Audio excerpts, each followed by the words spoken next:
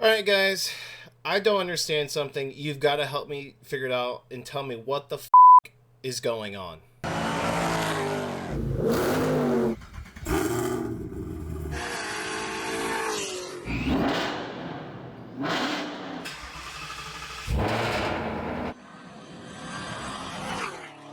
What's up, guys? How you doing? Hope you're having a good day. We're back in the office because the internet never stops interneting.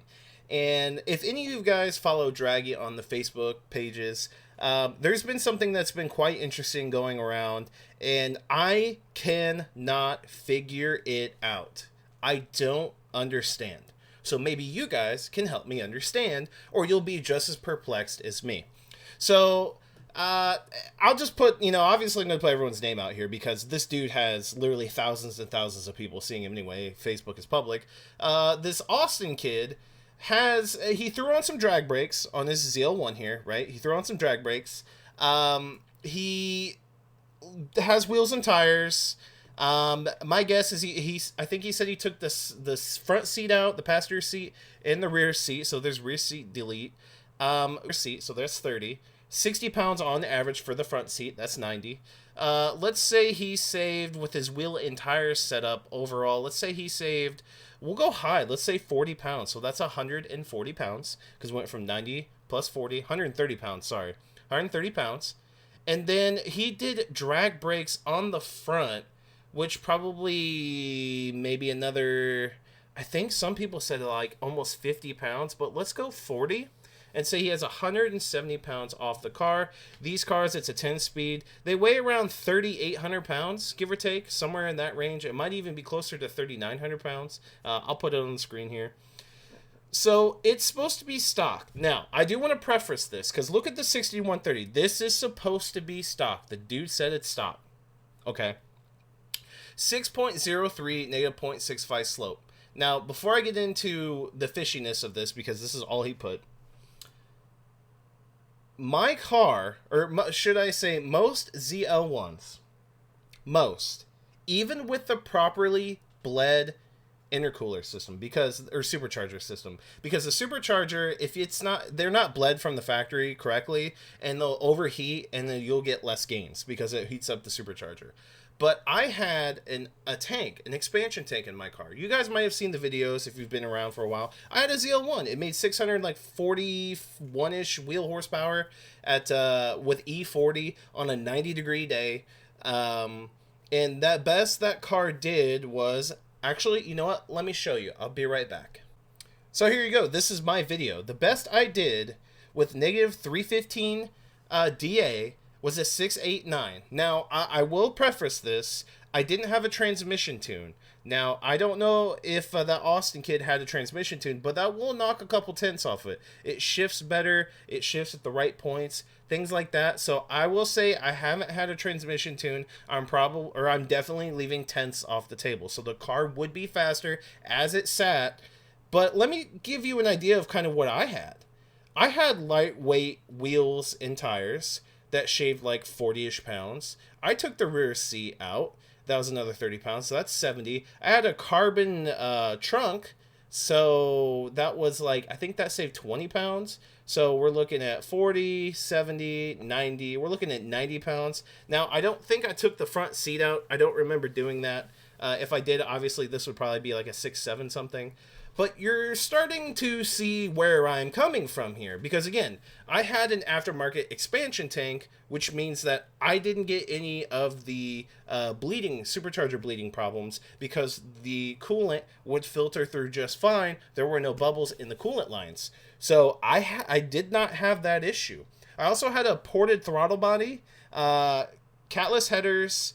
I think I had a catch can or something like that, and a valve cover breather for crankcase pressure. I think that's about it, honestly. And then I had an upper pulley, 2.3 upper pulley. But like I said, I was making 641 rear wheel horsepower on the E40 with the mods that I had when I was tuned by a pretty good tuner too. Good tuner. And this is the best I could do without a trans tune at 641 rear wheel horsepower on E40. Now, Austin claims he's stock. What is going on? So it comes to find out that his DA was negative 787. So even if my DA was negative 787, we're probably dipping into the 6.7s, but we're nowhere close to a 6.03. No, nowhere close to it.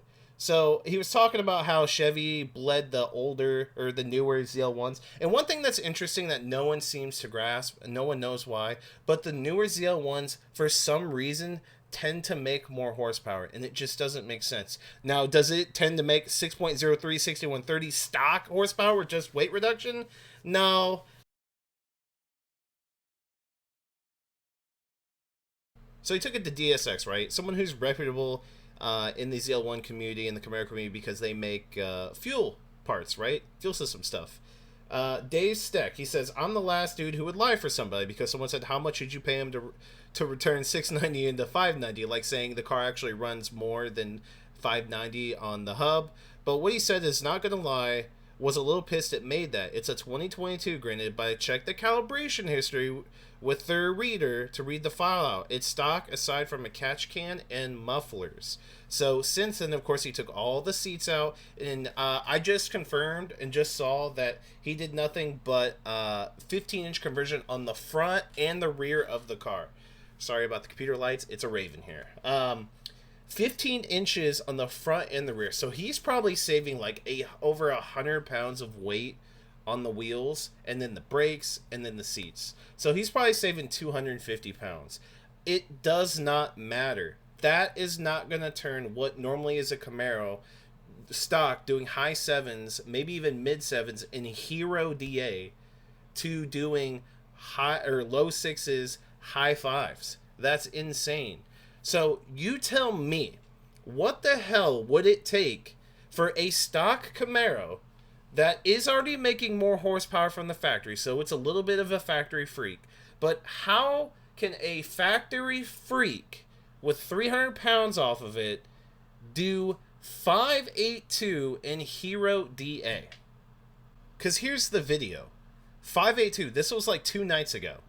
He went out in good DA and ran a 582. Stock 10 speed. But I just don't understand. So either the DSX guy, his integrity, he's lying to himself that there's not something done to the car. Just because it's not flash doesn't mean anything. There are a lot of things we all know that you can do to a car stock to give it more horsepower. I mean, for God's sakes, look at the new S650 Mustangs. You can put E30 in them, put headers on there because that doesn't require a tune, put high flow filters. There are people running 10.9s or better with a stock S650 Mustang in the quarter mile with weight reduction and actual power mods without a tune, because you can add power mods without a tune. So I want to know how is this running so fast? Does the dude weigh 80 freaking pounds? Does he weigh 80 pounds? Does that even matter? I just don't understand. I don't get it. I've done all the research on these cars. From Brett from Prey Performance. You're looking at Guanti Performance. You're looking at a lot of the other tuners like Shane Hines. You're looking at all the forums for Camaros. Draggies. Actual real data. It's just LMP Performance. Like, you name it. I always do thousands and thousands and thousands of hours of research before I go out and get a car. And then while I also have the car, so I see what the build path's going to be and what to expect. I'm not someone who just buys stuff and doesn't know anything. So the fact that his car is making less power than what my car did, but my car didn't run as good as his did, making more power, make it make sense.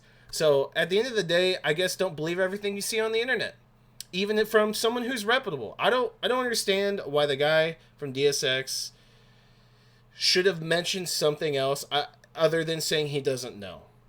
Rip the frickin' motor part. Somebody do something, because there is no way in hell that a stock with 300 pounds, stock ZL1 with 300 pounds off, and even a trans tune is going to be touching 5.8. Please explain it to me. That's it to me. This is nuts. The internet is always going to internet. And I'll see you guys in the next one.